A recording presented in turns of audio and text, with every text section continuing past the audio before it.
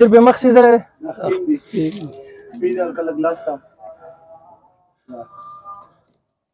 اروز کالی مې ماشوم مړ شو او په دې اختر کې زما پلار پاک ورسېد. کله ګاټې ماته وه، کله سیمټو مزدوري کوه، کله څه خو چې بیا راباندې دا غریبي راغله جو بس نه موی په کار خوشحالۍ زه په خپل لار خوشحالۍ زه په خپل لار خوشحالۍ لا خو مو په زړونو دی پروت غم لکه خمار خوشحالۍ غم لکه خمار خوشحالۍ نه موی په کار خوشحالۍ زه په خپل لار خوشحالۍ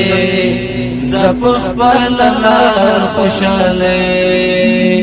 لا خو مو په زړونو دی پروت غم لکه خمار خوشحالۍ غم لکه خمار خوشحالۍ مونږ یو ماتمونو ته جوړ نه یو جشنونو ته جوړ سترګې مو د اوښکو پیالې زړونه مو غمونو ته جوړ زړونه مو غمونو ته جوړ نه یو د روزګار خوشحالۍ زه په خپل لار خوشحالۍ زه په خپل لار خوشحالۍ نه موی په کار خوشحالۍ زه په خپل لار خوشحالۍ زه په خپل لار خوشحالۍ لا خو مو په زړونو دی پروت غم لکه خمار خوشحالۍ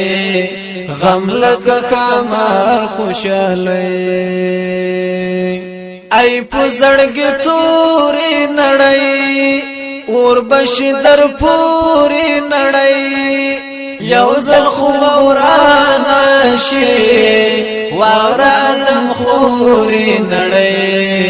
واوره ادم خورې نړۍ زما 2 کاله د خیره دلته پوره شو. اروز کالی مې ماشوم مړ شو او په دې اختر کې زما پلار پاک ورسېد. او ستاسو په واسطه باندې د الله په رحم ستاسو ملګرو یو ټیم کې پیسې راوړلې زه هغه پلار ملاقات ته الله پاک ورسولم او تاسو میږمې ته دعا کوله چې الله پاک دې ته جزای خیر ورکړي. څو بچي دي زما د خیره 4 هلکان دي او 3 جنکۍ وړې دي او 3 واده شي. د روزګار ترتیب دي څه دی؟ بس دا کله ګاټې ماته وه، کله سیمټو مزدوري کوه، کله څه خو چې بیا راباندې دا غریبي راغله جو بس ما پیغمبرانو موږ ته نه چې هغوی څادرې کړي چې موږ دې پرې ګټو کې وخت تېر کړو. دلته ستاسو د اوبو او د دې ضرورت دغه ډبو باندې راوړو د ښکته غر نه کته سمې نه راوړو دا ماشومان راوړي ډبې او په دې غر کې د کور جوړولو څه دغه بس ښکته به ځمکه هم تا جوړولی شو چې لږ په تکلیف کې خلکو چې ما کته ځای کې ځان نه ځای راکړو هغې باندې چې نه قبضې ولګي چې وایي دا د ګورمنټ ځای مې دا ټول د ګورمنټ دی اول د خدای پسې زموږ د ګورمنټ دغه یوه کمره ده دلته دغه یوه کمره دا بله مې شروع کړې وه چې زه پکې خوږ شوم د خپه مې پکې دا ووله داسې بیا دا لاسه د خپه بیا مې دا کال مې بیا ګوتې ور نه وړلې څه شي د ګټې موټو ماته ولله دلته ژوند څنګه تېرېږي په دا غر او په دا ګرمۍ او په دا یخنۍ کې بس ګزاره ده جو کوي نو دا پیغمبرانو نه موږ باندې سختې زیاتې نه دي راغلي موږ د هغو د خپلو اوس تاسو د څه شي ضرورت دلته پېښېږي بس ضرورت خو د دنیا خبره ده ضرورتونه خو ډېر دي دا کوم حساب کتاب چې تاسو دا وکړو نو الله پاک اجر درکړي نور دې خدای ستاسو بړی شروع کړي الله دې تاسو نور کامیابي درکړي تا مکړې په دار خوشحالۍ زه په خپل لار خوشحالۍ زه په خپل لار خوشحالۍ نه مو یې په کار ښه نو هغه سامان بهر درته راوړی دی سامان موږ درته وښیو ستاسو د ضرورت پوره کېږي خو به الله بیا پوره کوي او دا زموږ ادارې او د ملګرو تاسو سره تعاون کړی دی دا خاص تاسو د پاره دی ښه صحیح ده دا یو ستا دی او یو ستا دی خوشاله زپخ پللار خوشاله زپخ پللار خوشاله لاخم پزړونو دی پروت غم لک خمر خوشاله غم لک خمر خوشاله خدا او کړنګ بشي خدای خبر چې څنګه بشي دا د ګنا ډاک نړۍ سو وخت کرنګ بشي سو وخت کرنګ بشي زبا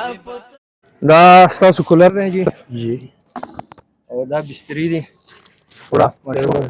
کمرې ته وړه دا بالټیانې دي او برتنې دي صابون او ورڅه پکې دي صحیح الله دی دا ستاسو سلنډر دی دا یو څه ده دا کپړې دي بدې کې ستاسو د زنانو او د ماشومانو مکمله کپړې دي صحیح ده دا جانماز دی دا ترپال دی ترپال د خورېدو دپاره دا راشه اخوا یې ته بس دی بیوړي تاسو چټ دا کمبلې دي ابله کمبل ده دا هم کمبل ده او دا شي دا ستاسو چپلې دي د وړو د وړو چپلې او د لویانو دوم پکې پرتې دي او د زنانو دوم پکې دي صحیح ده دا ستاسو مکملې چپلې دا مکمل د کور برتنې دي هر څه شی موجود دی او دا چې کوم دی دا راشن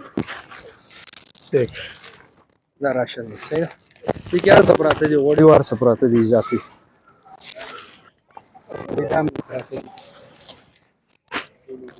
دا غوړي مو